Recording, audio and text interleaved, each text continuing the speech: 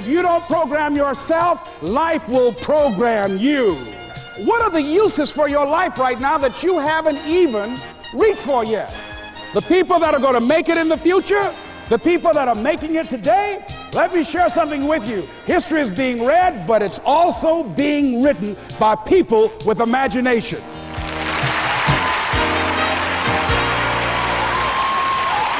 Thank you. Thank you very much.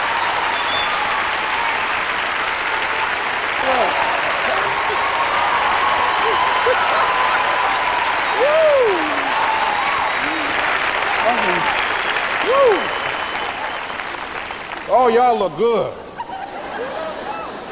I want you to look at something right now. Think of some major goal you want, or maybe it's one you're already working on and you have experienced a lot of setbacks, a lot of defeats. You've experienced a lot of disappointment. Maybe you've already given up. And maybe you just need a little fire, a little encouragement to get back in the game again. Here's what I want you to look at. There are winners, and there are losers, and there are people who have not discovered how to win. And all they need is some coaching. All they need is some help and assistance, just a little support.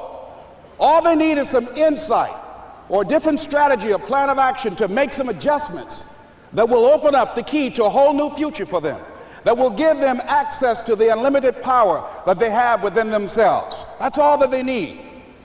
So what I want you to do is think about something you want for you, that's real for you, that's important for you, that will give your life some special meaning and power.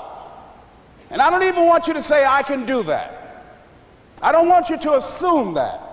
See, 5 years ago when I started out in this area, I would not have been able to make the mental leap that I would be up to where I am right now.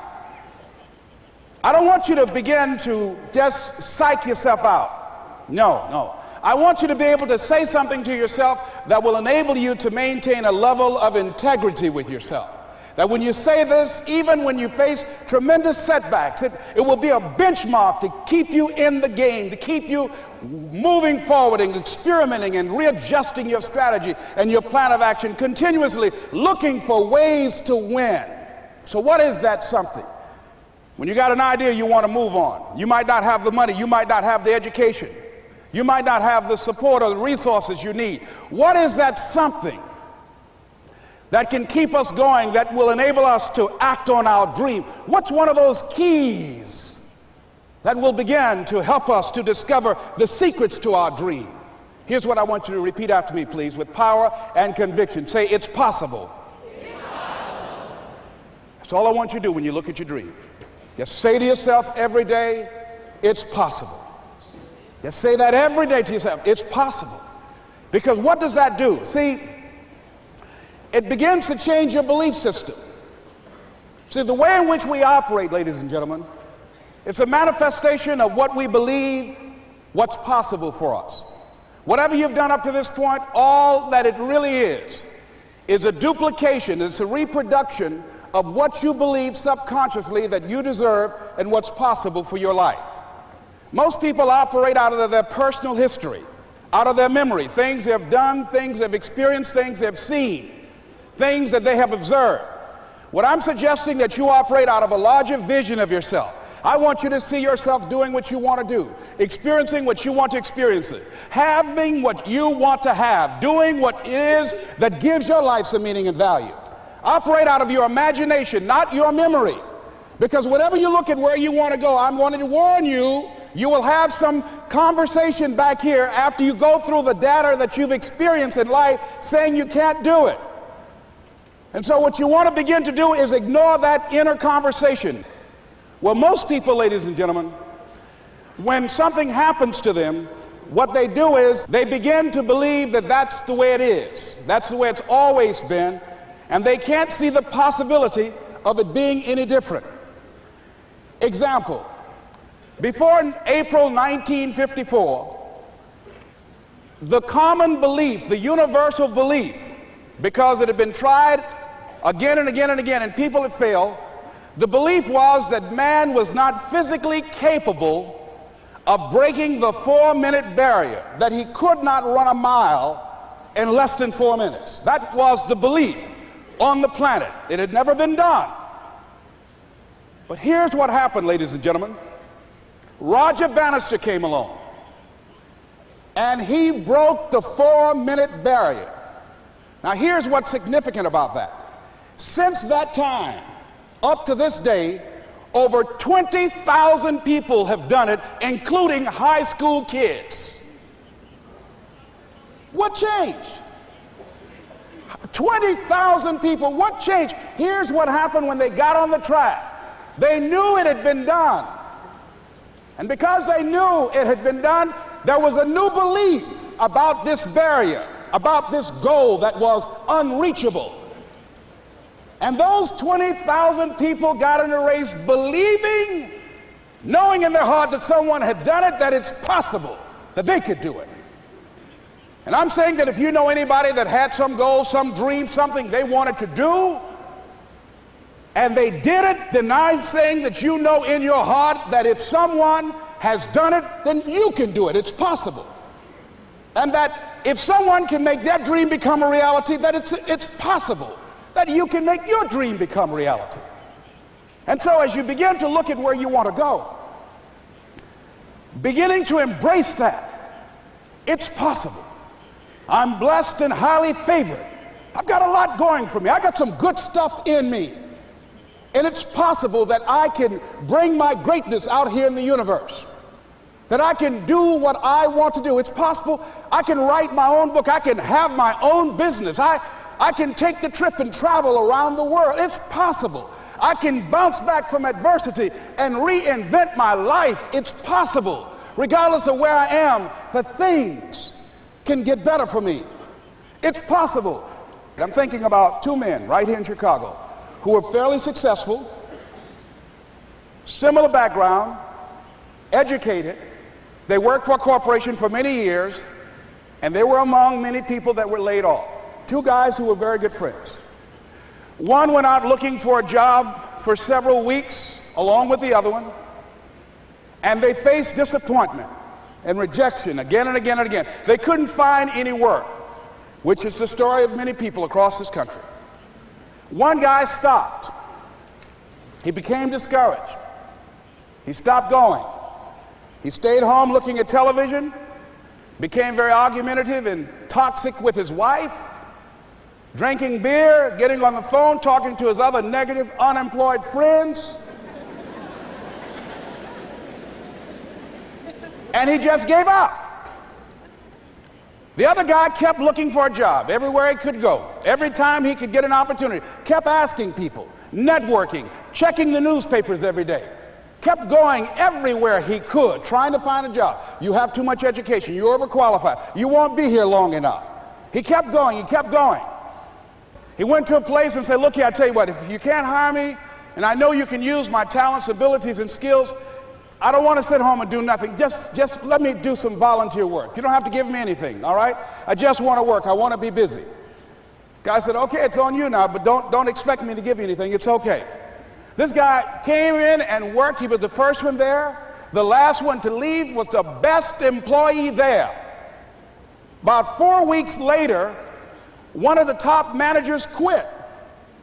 They were looking for a replacement. Guess who they selected? This other guy. This guy who was volunteering his time. He got the job. What was the difference between the two men? Eyesight and mindsight. Eyesight is judging on what you see, judging according to appearances. But mindsight is how you interpret what you see. One guy said, it's not possible, it's over, I'm finished. I can't do it. I can't make it. He surrendered. I've faced rejection again and again. I'm not going anymore. There are no jobs out there. But this other guy, he felt that in spite of the no's and rejections, in spite of how bad the economy is, in spite of what the newspapers are saying, that it's possible that somebody somewhere will give me a job. He just kept going, thinking it was possible. And guess what, ladies and gentlemen? That's what we have to do with our dreams. Because things happen to you in life that you can never, ever anticipate. And many times when those things happen, you want to give up.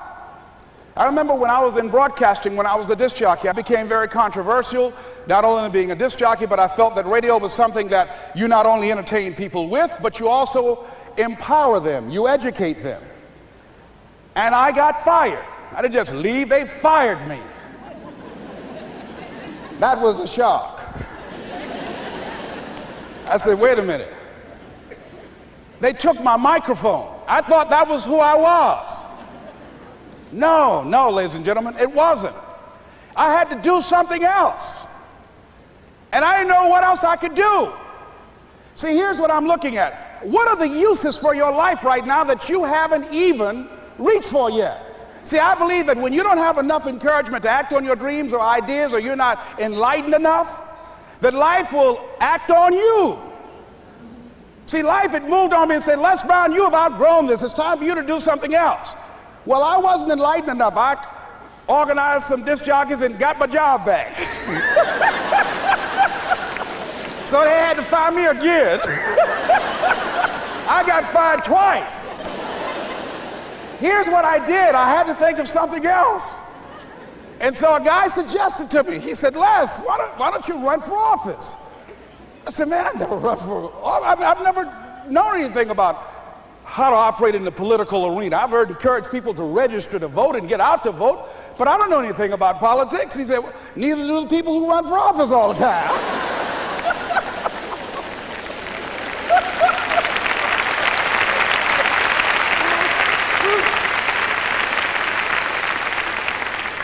So I ran. Now here's what I'm suggesting. I ran. You got to do what you can where you are with what you have. I didn't have any money. I didn't know anything about the political process. I didn't even have any support. But here's what the guy told me. It's possible you could win. That's all I had. I was running against an endorsed candidate. He was an incumbent. He had the newspaper support, all of the leadership in the community, and I was challenging this guy.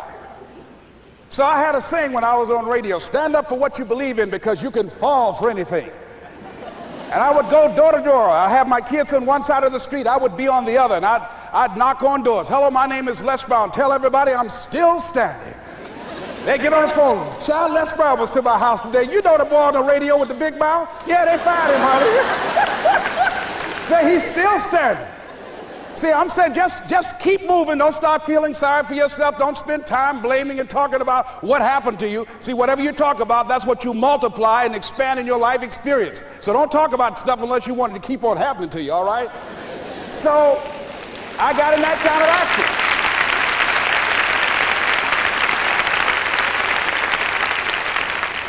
action. As I continue to do that, had my children with me, were going door to door, didn't have enough money. Eventually, we got close to the election and something happened that really surprised me. Guys who I thought were going to either support me or stay out of it, various powerful community leaders, they became involved in it and they endorsed my opponent. I felt devastated. Now that's going to happen to you when you're working on your dream. Things are going to happen that's going to catch you on the blind side. That was shocking to me. They didn't have to do that. All they had to do was just stay out of it. But here they go, come up in there messing with me. Now that's going to happen. There's some people who believe it's their personal business to stop you from living your dream, all right?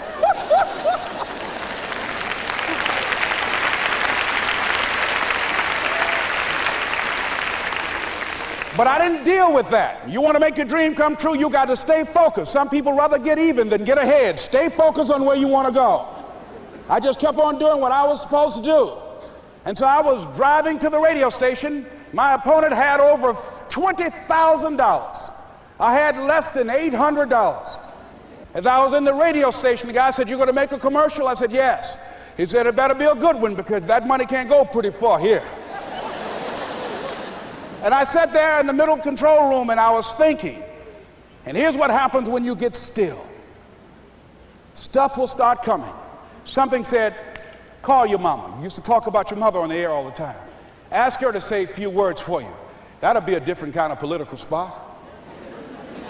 So I called my mama, and I had a gospel record playing in the background.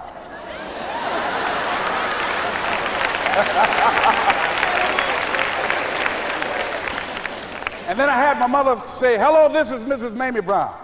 When I raised my sons, I raised them to be good children. When they got out of hand, I beat their behind and made them go right. Please vote for my son. He's a good boy.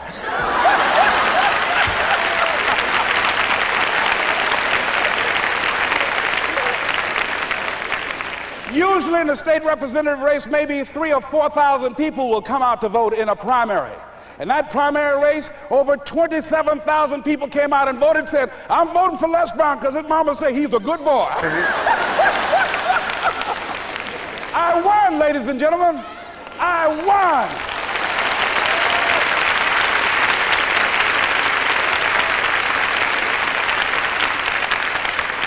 So you've got to be willing to stay focused, to be creative, to be relentless, because things are going to happen to you when you're working on your dream, when you get on track. I remember when I first got involved in speaking, one of the main things that speakers like to do is speak to a certain association that they have over 10,000 of their sales reps that come to this convention.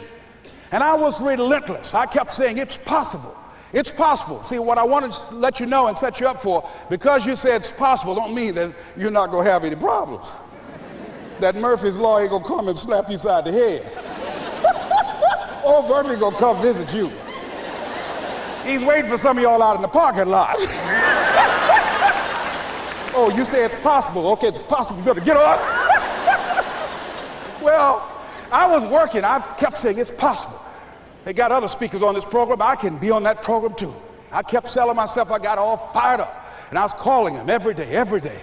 And the lady finally said, Mr. Brown, I tell you what, we want you to come in and talk to our sales executives. You got the kind of fire and guts that they want, that will motivate them. And let me tell you something else. We want you to bring your motivational tapes. You're going to need at least $50,000 worth of tapes. I said, is that right?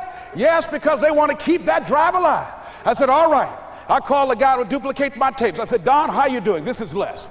Let me tell you, I got a major speaking engagement. I said, man, it's a speaker's dream. I need over $50,000 worth of product. He said, Les, you don't have that kind of credit. I said, I know, but Don, I can sell that. Just right after speaking engagement, I'll give you your money in 4 days. He said, are you sure, Les? I said, yes, man, I got a major speaking engagement, and they told me to do it.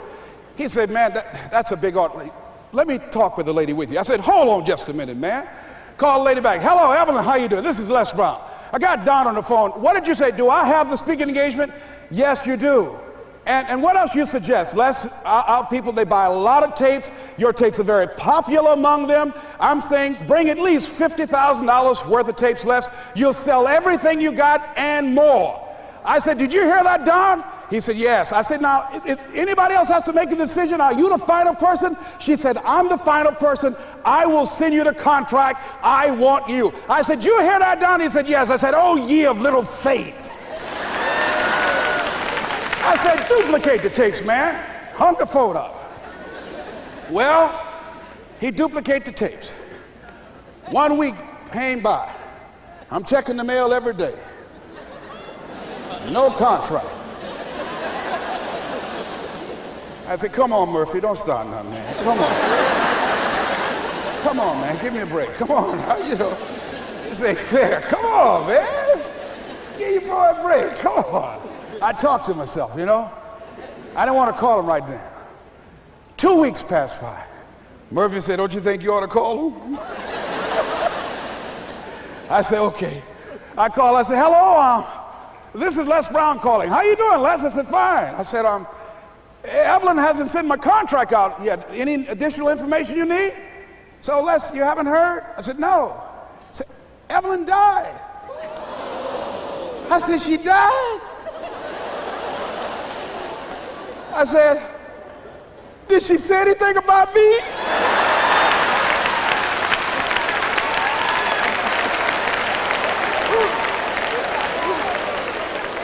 When I got home, I was so wiped out. And Murphy was in the house waiting on me. Murphy said, is it possible you want to listen to some of your tapes?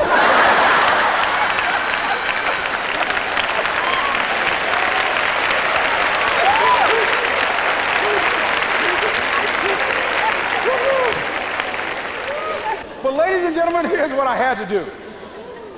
I had to begin to focus on what was the solution. That this was not the only place that I'll be able to sell those products. And as I began to challenge myself and got some help and support and some other input, I eventually did. It took longer, but it was challenging.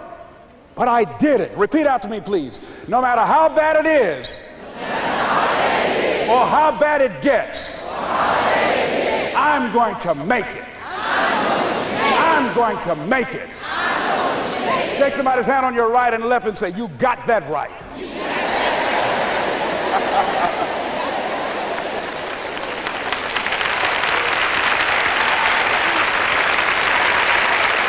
Repeat after me, please. It's possible. It's possible. I can have my dream. I can get what I want. I must be creative. And never give up. Now, let me share something else with you, ladies and gentlemen. When you know within yourself that there's something you want to do, and I believe that all of us were born with a purpose, that all of us have something that we are supposed to do, that all of us have some goodness within us, and that goodness gives us a responsibility to manifest our greatness. And when you know that, you can feel it in your guts, and you know that you're deliberately operating below your potential, you've gotten comfortable, you stop expanding, you stop stretching, you stop challenging yourself. Let me share something else with you. Not only is it possible for you to have your dream, but it's necessary. It's necessary that you have it, that you work on it, that you develop yourself, that you go for what is yours in the universe. I have a friend that at the beginning of the year I was in Los Angeles giving a speech, and I do a seminar teaching people how to become involved in the speaking business, and also one called Speaking with Power, teaching people how to begin to develop their communication skills. And this friend, I said, I want you to work with me. I called her up. She said, Les, are you sure I can do it? Sure you can. You have a PhD in communications. I don't have that. If I can do it, sure you can do it. In fact, I'm going to give you the support that you need. Here's what I realize, ladies and gentlemen. We only have enough energy to take us to a certain level, but it's necessary that we assemble ourselves with other people who share our vision, other people that can see it for us, to give ourselves a home court advantage.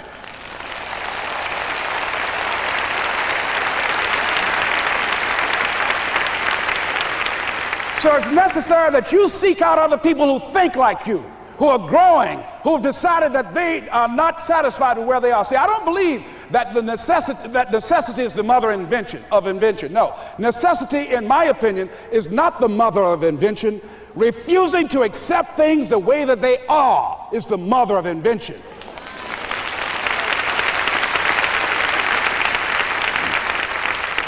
When you decide, I'm not going to settle for this, this is not going to be it for my life, I deserve more than this.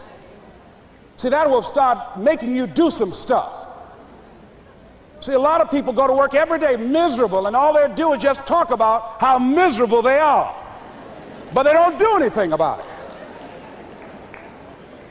So I was telling her that I knew she hated her job with a passion. I said, you can do this. You got more going for you than I have going for me. And we've been going through this for years, ladies and gentlemen. She'd been to my seminar speaking for a living. She brought her husband, and that was one of the major problems that I realized that happened in her life. He couldn't see it for her. So you got to make sure that you have people in your life that can see it for you, that will encourage you. Non-affirming relationships can hurt you.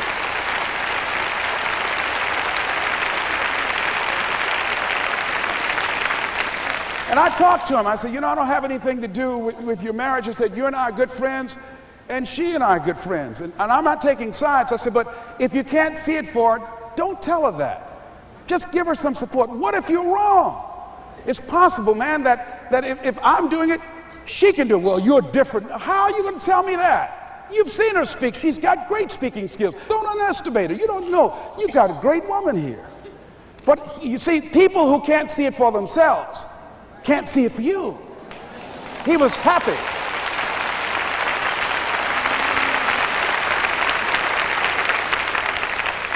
So I said, will you do it with me? I said, I'm going to give you the support you need. You can't do it by yourself. I will stand with you. She said, you will? I said, yes. I'm going to make you part of my seminar. You'll do a part of it and I'll do a part of it. Speaking with power. She said, okay. 3 days later, ladies and gentlemen, I got an emergency call at my office. It was from her husband. He called and said, tell Les Brown that Marion is dead. I said, oh no. When I was flying there to go to the funeral, and I remember the last time that I saw her, and I had some of her papers that I had gotten inadvertently confused with mine, and I took them home. And I was searching through these papers to do one of her works. She was a prolific writer. And what got me, what was so sad that made me begin to cry, was that there were poems that she had started that were profound poems, great thoughts that she didn't complete. Plays that she had started that she didn't complete. See, that poem was given to her. I can't finish that for her, nor can you. That play, whatever the outcome that she had envisioned, that she had imagined, was given to her. Only her. And that she's the channel that was going to come through. You are here, and you are the vessel, you are the outlet for the universe. That you've been selected. There's something for you to do. I believe all of us have some purpose for being here. And as I was going to the funeral, and I was reading a newspaper that said that millions of people are dying because of what they're eating, talking about their diet. And I'm sure that it was Marion talking to me, whispering, saying, Les, the next time you speak, say that even more are dying because of what's eating them.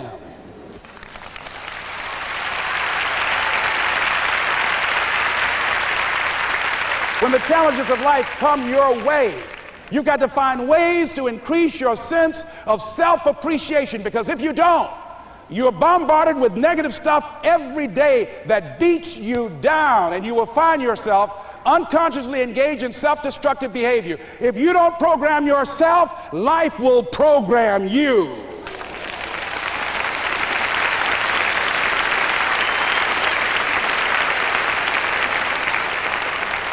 So you want to have an agenda for your life. It's necessary that you have some direction for your life. A friend at the National Speakers Convention gave us a presentation, and it really struck me. He was talking about when he was traveling across Europe, Warren Gresham, and he said at different points, soldiers would wake them up on their journey and ask them the question.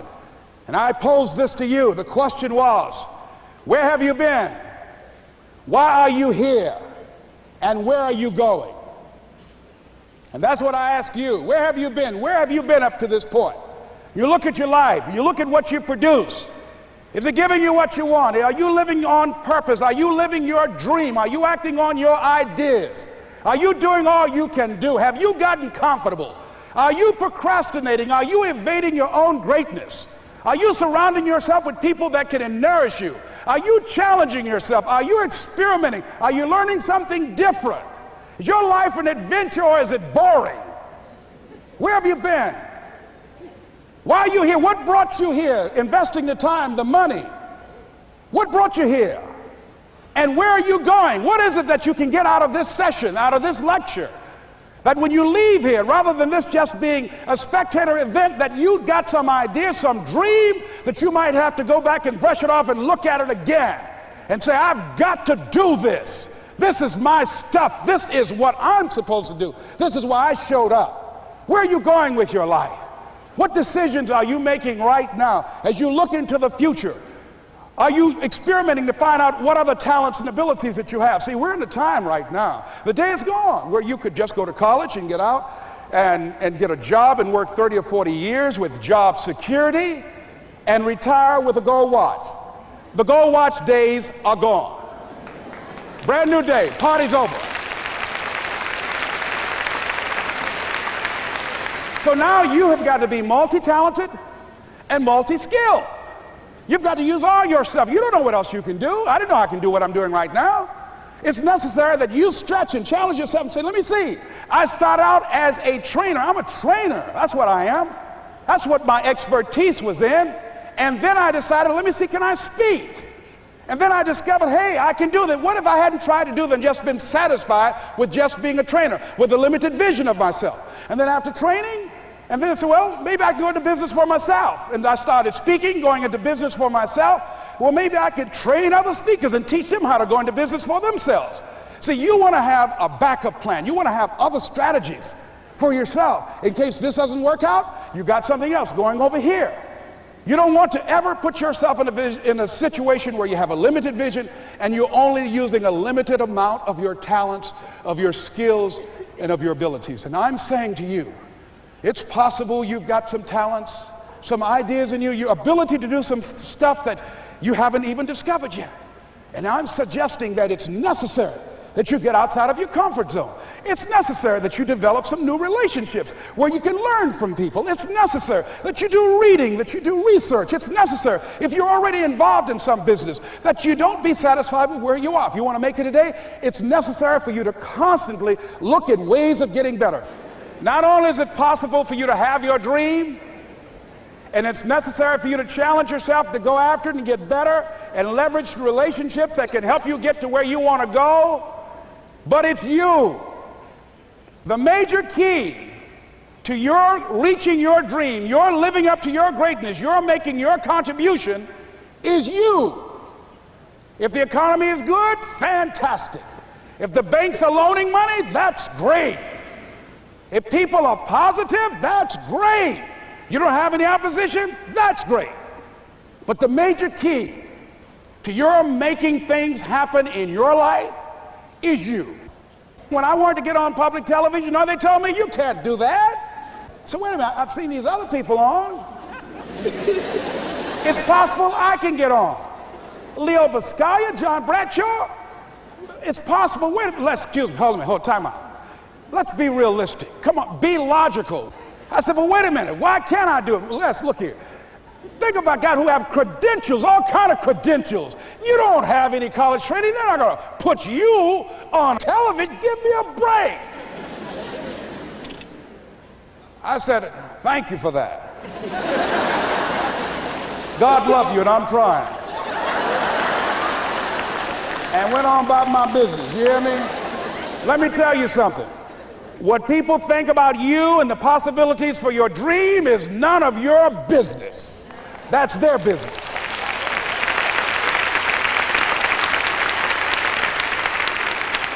They have no imagination, ladies and gentlemen. They're living out of the past, out of their memory. Their attitude is it can't be done because they haven't seen it. They're judging according to appearances. The people that are going to make it in the future, the people that are making it today, let me share something with you. History is being read, but it's also being written by people with imagination.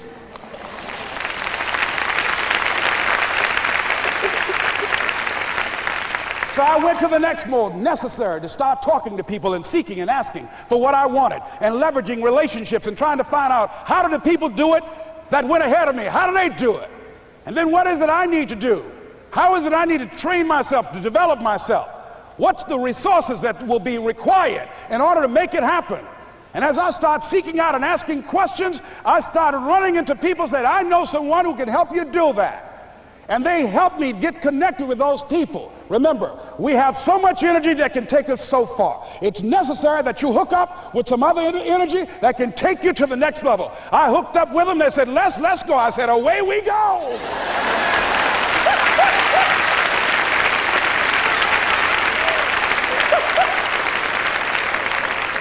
And guess what? Here we are. I love it. You want your stuff? It's necessary you take responsibility for it, that you make it happen, that you don't give up, that you don't take any objection or disappointment or defeats personally, that you keep on keeping on, that you don't decide that I can't make it because you can't see the light at the end of the tunnel, that you realize that's a part of the program. And here's something you've got to resolve. Say this to yourself every day. See, as long as you're breathing, you got a shot at your dream. That's the way I resolve. Say this, please. It's not over until I win. You got that right.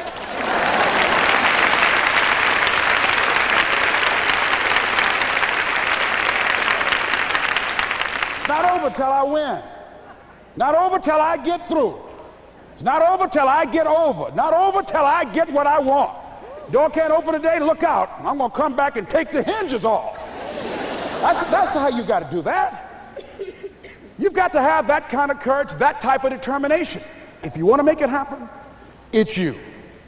That you've got to take personal responsibility to make it happen. That you have got to own what it is that you want to do. If it's taking care of your well-being, if it's making a difference in our school system, if it's working with senior citizens, if it's to protect our ecology, if it's to create an economic renaissance, if it's just to take yourself to another level, it's you. You've got to make that happen. We can point out many things that can make it inconvenient or can slow us down, but ultimately, it's on us. Next step is, not only is it possible and necessary, and it's you to live your dream, to make this greatness that you have within you become a reality, but what I've come to appreciate when you're working on changing your life, changing some bad habit, getting out of addictive situations or relationships, or working to build a dream or making a difference in our society, or learning something that's very challenging. Here's what I realize, ladies and gentlemen, and develop a great deal of respect for. It's hard. Easy is not an option. It's hard living. Life is hard. See, it's hard when you are 49 years old, been working on a job for 17 years, and they come in and tell you you're finished and give you 1 week severance pay. And you got to start all over again. It's hard when you're married and raising children and your children are crawling and your husband dies unexpectedly. It's hard handling just the tragedies of life. It's hard when you're working on something and you put everything you have in it and it doesn't work out. You lose your money and other people's money. It's hard. It was rough when I lost my job and I could not find a job. It was humiliating and embarrassing, borrowing money, and then I couldn't pay the money back when I told them I would. That's rough. How people look at you, how they respond to you. It's very hard. It's humiliating. Here's what I discovered that happens to you in life, that you will go through things, and while you're going through them, you can't understand why it's happening to you. But after you go through it, you get back and you look at it and you say, oh, now I understand why I needed that lesson. Have it ever happened to you? Raise your hand. Has it ever happened to you that I couldn't understand it then, but after I got through it, then I saw that that was preparing me for bigger and better things.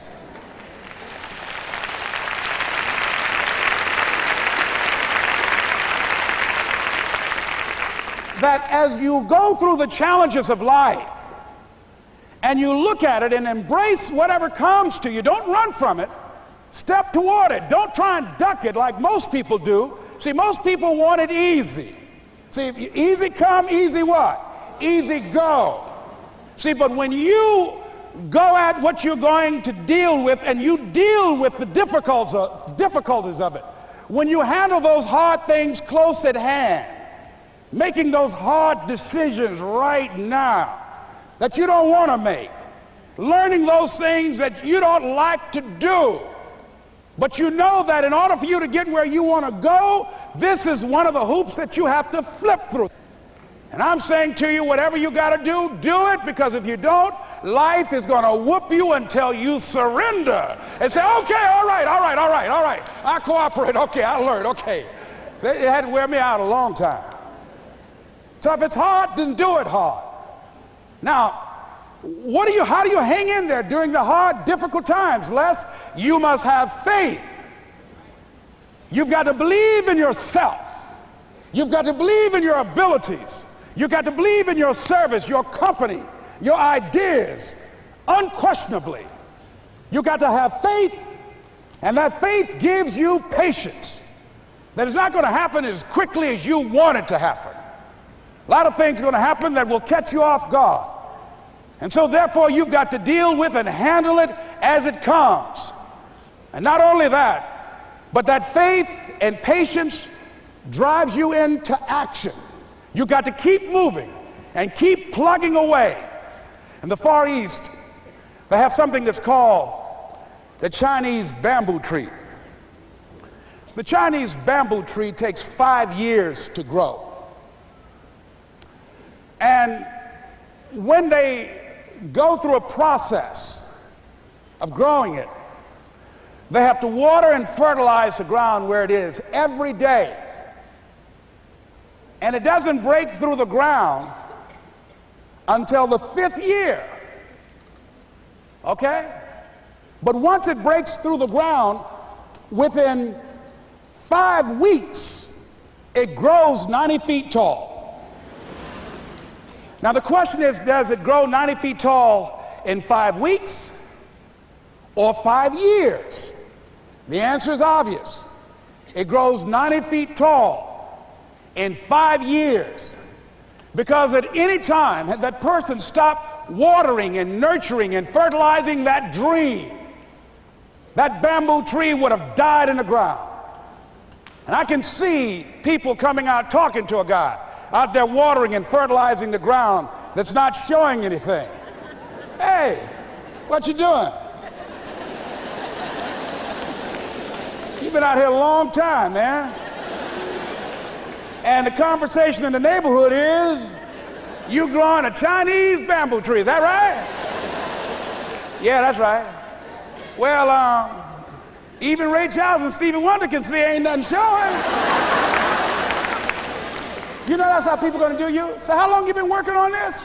How long have you been working on your dreams? And you have nothing to show. This is all you got to show? People are going to do that to you. And some people, ladies and gentlemen, they stop. Because they don't see instant results. It doesn't happen quickly. They stop. Oh, no. You got to keep on watering your dream. And when it began to happen, they stopped laughing. They said, look. Whoa, look here. Look how. Hey, man, you know, I know you could do it. Look here, you got a job here?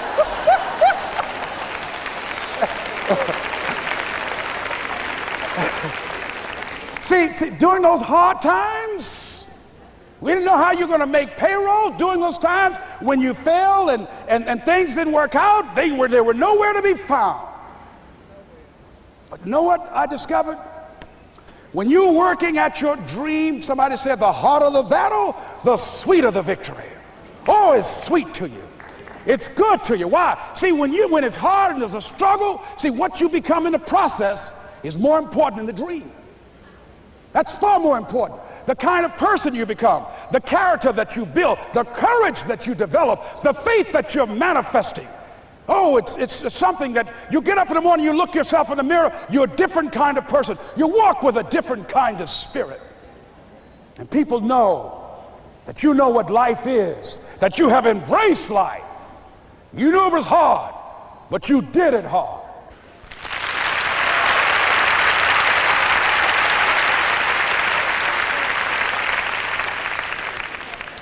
Now that takes us to the next level. If it's hard, why do people do it? You ask people who do things. Why do they do it? People who climb mountains just for the sake of it. Nobody paying them to do it, just do it. Somebody said, I'm going to run around the world. He said, well, why would somebody want to do that? I'm going to swim the Atlantic Channel. Why? Why do people do that? I wondered, why would a Nelson Mandela give up 26 years of his life? Why do people do that? Here's what I discovered in high school. High school, I decided I wanted to go out for football. Never forget this.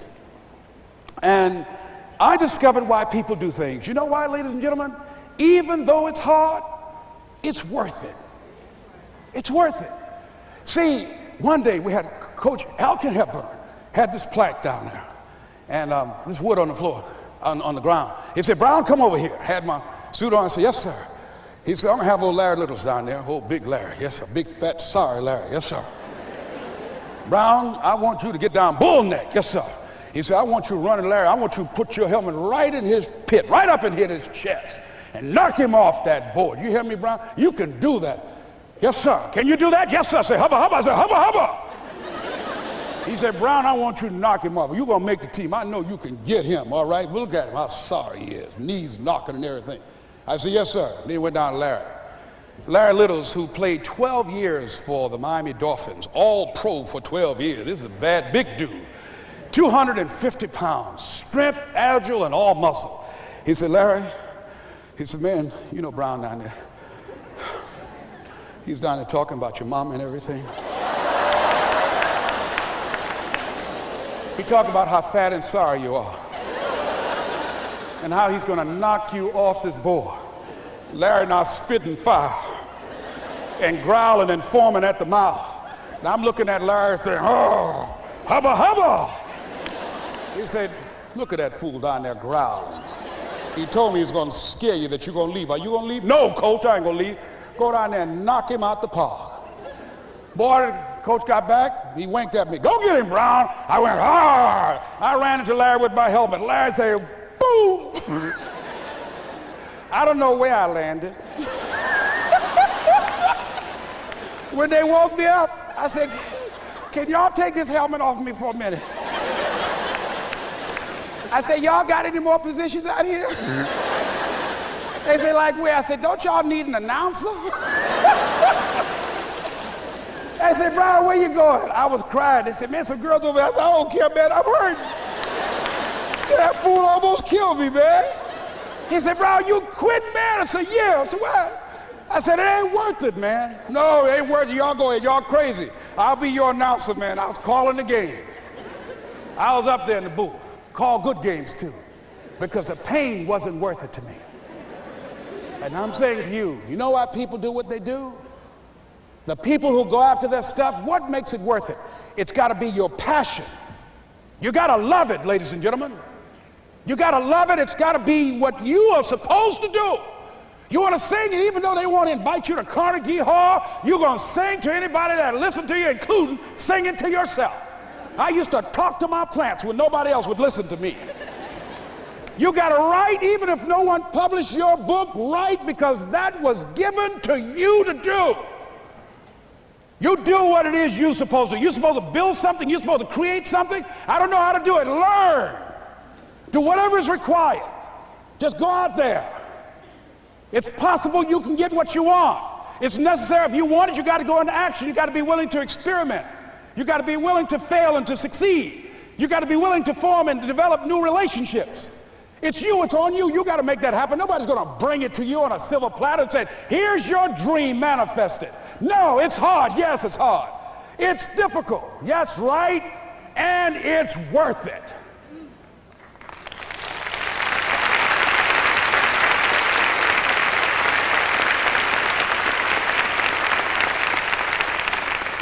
People ask, hey, man, these kids, man, it's rough dealing with them. That's right. That's right. You think peer pressure happened overnight? We went through peer pressure. I remember as a kid, some guys said, hey, Les, me and another fellow named Willie Lower, we were going home. Hey, man, we're going down to Goulds, man, and knock off a grocery store. I said, look here, I don't want no part of that. I'll see y'all later. Say, y'all chicken. I said, that's all right, you say whatever you want. Low stop. I'm not chicken, man, don't call me chicken. Then why don't you come? We didn't even ask you to come into place, man. All you do is just drive the car, that's all. I don't know how to drive that good. Well, we're trying to get Les to come. He's chicken. Hey, I'm not driving nothing, all right? Willie, don't care about what they say, man. Leave him alone. You want to go do it? You find somebody else to drive, or you drive yourself. Come on, Willie, man. Pull him, he stopped. I ain't chicken. All I got to do is drive? Yeah. I said, Willie, that sounds simple, man. Don't go, man. He went. And the next day, we read the newspaper where when they robbed the store, when they came out running to a car, the merchant, the man who owned the store, came out just shooting wildly, and he hit the driver in the head. So peer pressure didn't just start in the 90s or the 80s. It's difficult and it's challenging for kids right now. And it's going to take some easy, simple methods to help bring them out of this madness, this insanity? No. Is it hard? Yes. Let's look at what we've been doing. What has worked? What has not worked? Let's look at where we want to go. What is it that we want to produce? What is it that we want to create for our young people? And as we think about that, start experimenting with different methods and techniques to create and to produce that. And begin to believe that it's possible through our commitment, through our vision, through our determination, our relentlessness, because of our belief, it's possible that we can reduce the teenage homicide rate, the teenage pregnancy rate, the dropout rate, that it's possible, looking at what kind of world are they going to be in. As we look at the global economy, that as we begin to use our collective will and genius and resources, it's possible that we can create an educational system that not only will test their minds with information and facts and figures, but will teach them how to think and be creative, and what does it mean to be a human being and to value human life, and how do you make relationships work? How do you bounce back from adversity? It's possible that we can give them a curriculum that will give their lives a sense of purpose and direction and meaning, and teach them how to begin to know and operate on a higher level of being, where they become assets to our society rather than liabilities. What if we leave here with that kind of consciousness that it's possible, as opposed to saying we have to write this generation off, that it's possible that we were born for such a time as this and that, that maybe someone here has the idea or the method or some plan of action or an approach that can resolve many of the problems that we're facing with young people today. Whatever we have to do to save our children, it's worth it.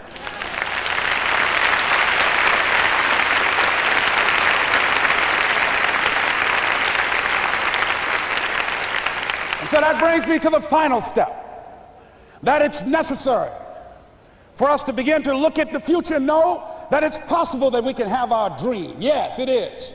Other people have done it, then we can do it. We fail a lot of times. Well, a lot of other folks fail, and eventually they came back and they succeeded. So it's possible we can have what we want. And we know that we want to get it. It's necessary that we align ourselves with people that think like we do. It's necessary we get negative, do-nothing people out of our lives. It's necessary we never stop learning and growing and developing ourselves. It's necessary that we never give up. We know that it's you, it's me. It's being responsible for our stuff and deciding that we're going to keep on keeping on, that we're going to find a way to win or find a way to make it happen. And we know it's hard. It's not going to be a picnic.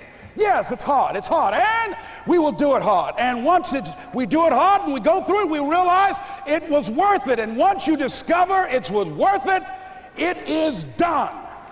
It's done.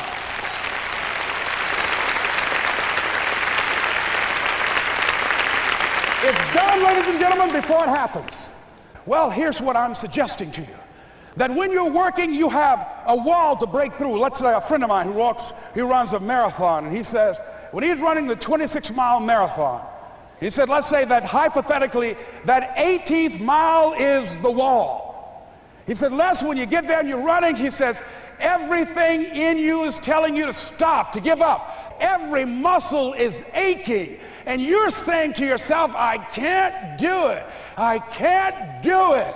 And you just keep on and you keep on and you keep on. It seems like you're moving at slow motion. And then eventually when you break through that 18-mile wall, then you know it's like done and you're on automatic and you glide on in. And you know it's there. You know you're going to get to the finish line. And we've all had experiences where we were working on something and we knew it was possible. And we did those things that were necessary to bring it into reality. We took the responsibility to make it happen. Other people couldn't see it. A lot of people didn't believe it. You were attacked. You were criticized. People were opposing you, but you kept on doing it. It was hard. It was rough. It was difficult. But to you, it was worth it. And eventually you got to a level you know, can nothing stop me now. I'm on the move. I'm on the move.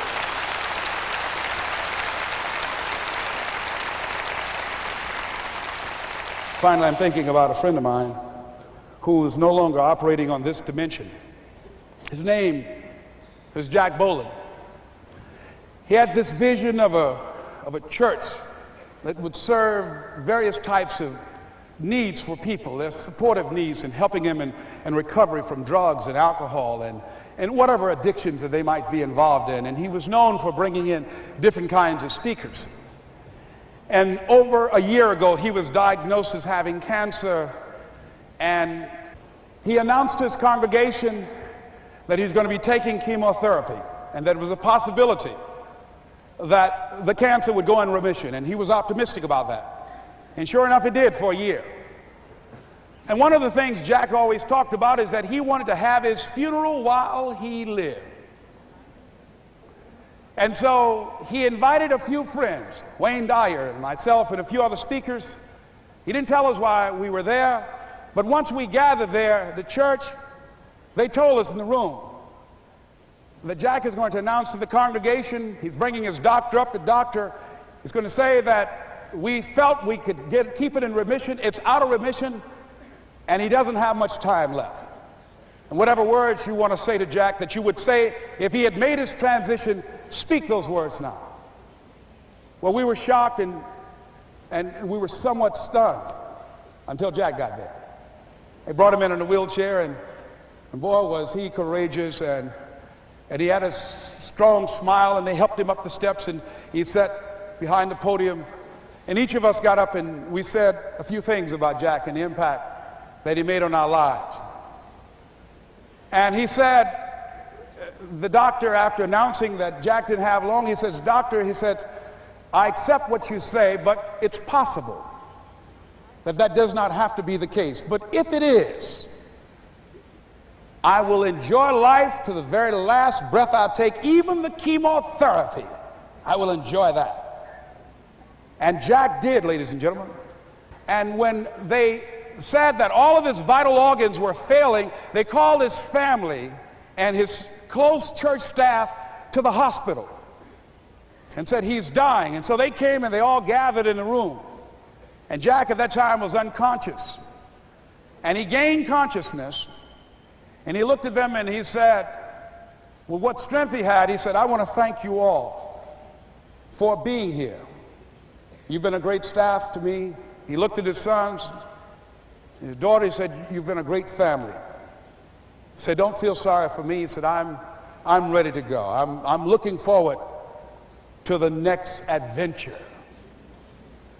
And he sat there for a little while, laid there, and he closed his eyes, and he lost consciousness. About an hour and a half later, he opened his eyes, and he looked at them. He said, "This is embarrassing. I'm not dead yet." They were laughing through their tears.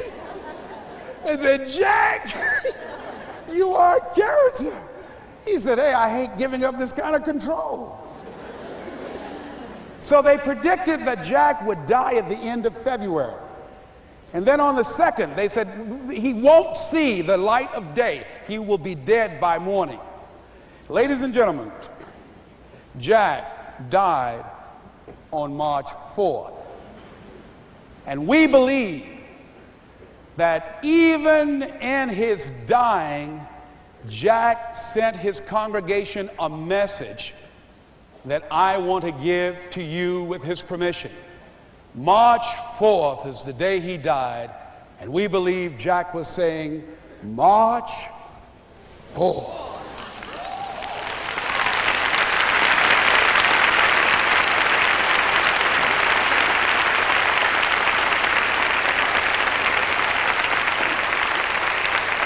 So I say, as you look into the future, while other people are giving up, feeling like victims, feeling powerless, becoming negative, turning on each other rather than to each other, feeling that they can't make it, be ye not conformed to this world, but be ye transformed by the renewing of your mind with the mindset of that it's possible that we can save this generation. It's possible that we can create new industries, a new economy. It's possible that I can find a new profession, a new job. It's possible I can create a new life. And it's necessary that I become actively involved in becoming a positive force in my life and on the planet. And it's me, yes, it's you, it's all of us, pulling together, working together to create this brand new future. And it's going to be hard. Easy is not an option. But if it's hard, we will do it hard. Whatever is required to snatch victory from the jaws of defeat. And it's worth it. Yes, it's worth whatever we have to do. And once we know that, it is done. It is done. It is done. It is done.